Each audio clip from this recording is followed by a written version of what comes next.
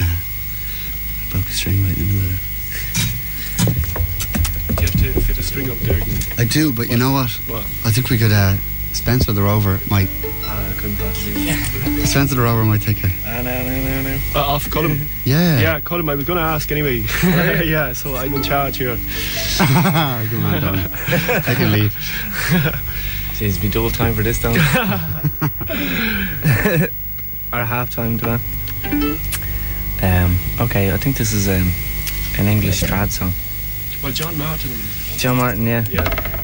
Did it, but I don't know if he was the first to do it, but he's where I heard it first. Okay, same here. Yeah. And but I think it's actually Philip King did a version of it with a few others back in the dark 70s. Right. But and it goes like this. This tune was composed by Spencer the Rover, as valiant a man as ever left home, for he'd been much reduced and caused great confusion, and that was the reason he started to roam. In Yorkshire near Rotherham he'd been on the ramble, and weary and tired he sat down to rest. By the foot of yon mountain there's a clear crystal fountain, with bread and cold water he himself did refresh. With night fast approaching to the woods he resorted, with woodbine and ivy his bread for to make. Yet he dreamt of a siren, no lamenting and crying, go home to your family and rambling forsake. 'Tis the 5th day of November, I've reason to remember, when first he arrived home to his family and friends.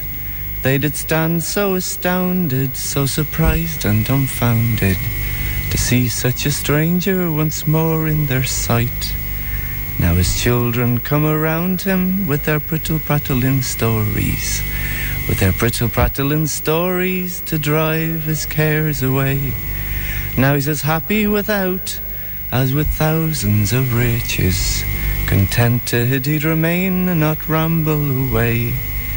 This tune was composed by Spencer the Rover, as valiant a man as ever left home, for he'd been much reduced and caused great confusion, and that was the reason he started to roam.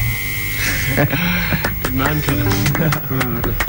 A debut performance on national radio.